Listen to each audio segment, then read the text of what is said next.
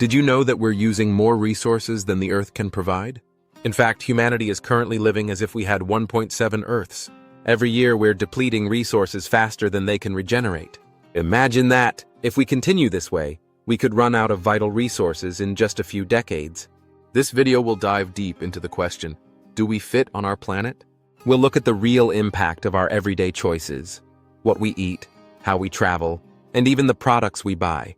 From shocking facts about deforestation to surprising truths about food waste, you'll discover how small changes can make a big difference. Stick with us, and you'll learn simple, actionable strategies to reduce your ecological footprint. Whether it's switching to renewable energy, changing your diet, or supporting businesses that care about the planet, there's something for everyone. Ready to find out if we can all fit on Earth? Let's dive in. Chapter 1. What's your footprint? Uncover the hidden truths.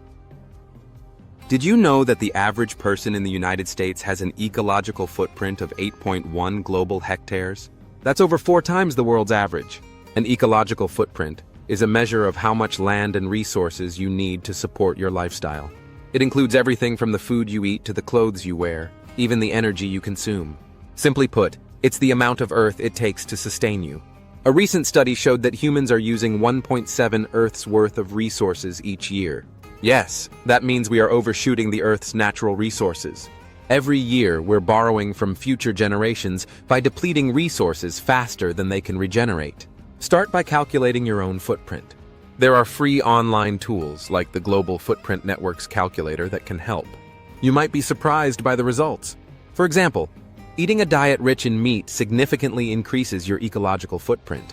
Reducing meat consumption or even cutting it out can lower your impact dramatically.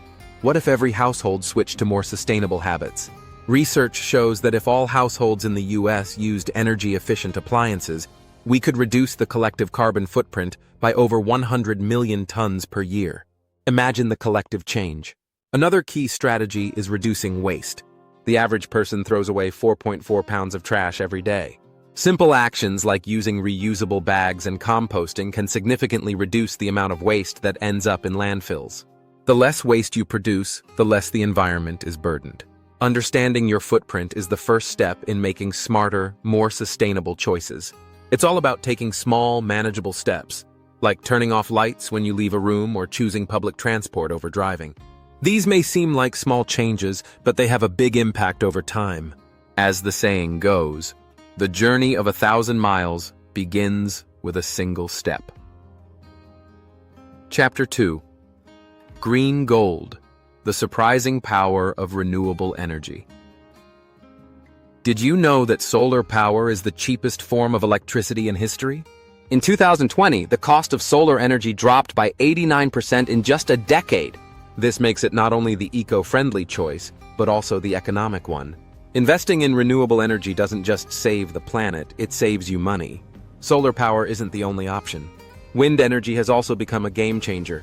In fact, wind energy prices dropped by 70% from 2009 to 2019. Countries like Denmark are generating over 50% of their electricity from wind, proving it's possible to rely almost entirely on renewable sources. In addition to solar and wind, you've probably heard of geothermal energy. It taps into the Earth's internal heat to generate power. Iceland, for example, gets nearly 90% of its energy from renewable sources, largely thanks to geothermal power. Why aren't more countries using geothermal energy? It's a matter of resources and technology, but the potential is enormous. If you're thinking about switching to renewable energy, it's easier than ever. Many utility companies offer renewable energy options, and installing solar panels on your home can lower your electricity bills significantly. In fact, a study found that homes with solar panels sell for 4% more on average than those without. The growth of green technologies doesn't stop there. Algae-based biofuels are being explored as a potential game-changer in the renewable energy sector. Unlike traditional biofuels that use crops like corn or soy, algae grows much faster and doesn't require vast amounts of land or water. According to researchers, algae could provide up to 10 times more fuel per acre than land-based crops. Switching to renewable energy is one of the most powerful ways to reduce your ecological footprint. While it might require an initial investment, the long-term benefits are worth it. By supporting these technologies, You're not only reducing your own footprint, but helping accelerate a global shift towards sustainability. Chapter 3. Waste not, want not. Rethinking the circular economy. The linear economy, take, make, dispose, is a model that has shaped modern life for centuries. However, this approach leads to waste, pollution, and depletion of resources. The circular economy flips this idea on its head, focusing on reusing, recycling, and reducing waste. In the US, the average person generates 4.9 pounds of waste per day. That's almost 800 pounds of waste per year. But here's the twist. About 75% of this waste could be recycled or composted, and that could keep it out of landfills. The circular economy thrives on turning what's typically seen as waste into resources. Companies like Patagonia are already leading the way by using recycled materials in their products and offering repair services to extend the life of clothing. Take the example of TerraCycle, a company that specializes in recycling products that typically can't be recycled, like toothpaste tubes and chip bags. They've partnered with big brands like Colgate and Coca-Cola to reduce the amount of waste sent to landfills. You can do the same at home by finding ways to upcycle items you no longer use. Another innovative strategy is the idea of product as a service. Instead of owning products, you rent or lease them. For instance, instead of buying new clothing, you can subscribe to clothing rental services. These companies use sustainable practices and recycle or reuse their garments, minimizing waste and maximizing resource efficiency. Then there's the concept of food waste. Nearly a third of all food produced globally is wasted, while 1 in 9 people around the world go hungry. In the circular economy, reducing food waste plays a huge role. Composting, donating unused food, or growing your own garden can all help minimize this staggering amount of waste. One simple step to start embracing the circular economy is to think about the life cycle of every product you buy. Where did it come from? How long will it last? Can it be reused or recycled? These questions might seem small, but they can spark a bigger change in your consumption habits. By shifting our thinking from a linear to a circular mindset, we can significantly reduce our ecological footprint. A circular economy helps close the loop on waste, creating a world where resources are continuously reused and environmental harm is minimized. If you found these strategies helpful, don't forget to subscribe for more tips on living sustainably and reducing your ecological footprint. Chapter 4. The Forest We're Losing: How to Reconnect with Nature. Imagine a world without trees. It's hard to picture, but that's the reality we might face if we don't act fast. Every year, the world loses about 10 million hectares of forests, equivalent to losing a forest the size of Panama. Trees are essential for life. They absorb carbon dioxide, provide oxygen, and support wildlife. But they're disappearing rapidly, and it's up to us to protect them. Reforesting is a simple yet powerful solution to restore balance. According to a study in Science Journal, planting trees on a large scale could capture 25% of the world's carbon emissions. It's one of the most cost-effective ways to fight climate change. The world needs to embrace reforestation and afforestation, not just to fight global warming, but to preserve biodiversity. You don't have to be an environmental scientist to help. Start by planting trees in your own community. Many organizations like the Arbor Day Foundation offer resources and guidance on how to get involved. The beauty of tree planting is that it's not just for big landowners or corporations. Anyone can do it, and every tree counts. Another approach is urban rewilding. Cities can become more green and sustainable by integrating nature into their design. This can include planting more trees along streets, creating green roofs, or developing urban forests. New York City, for example, is creating more green spaces to help absorb pollution and reduce the urban heat island effect. More cities are adopting nature prescriptions. These programs encourage people to spend time in nature to improve their mental health and well-being. A study in psychiatry research found that spending at least 120 minutes a week in nature significantly boosts your mood and reduces stress. Taking a walk in a park or hiking through a forest can refresh your mind and help you reconnect with the environment. We need to rethink our relationship with nature. It's easy to forget how much the environment does for us, but once we start noticing, we'll be more motivated to protect it. Take small actions every day, like choosing products that don't contribute to deforestation or supporting companies that focus on sustainability. Protecting our forests is not just a job for governments and organizations, it's a job for all of us. Chapter 5. Food for Thought: The Future of Sustainable Eating. Did you know that food production is responsible for about 25% of global greenhouse gas emissions? Our food choices are a huge part of our ecological footprint. But here's the good news. By making smarter food choices, we can significantly reduce our impact on the planet. The key to a sustainable diet is eating more plant-based foods. In fact, if everyone in the US replaced just one meal of beef per week with beans, the environmental impact would be like taking 7.6 million cars off the road. That's because raising cattle produces a lot of methane, a greenhouse gas far more potent than carbon dioxide. But sustainable eating doesn't just mean cutting back on meat.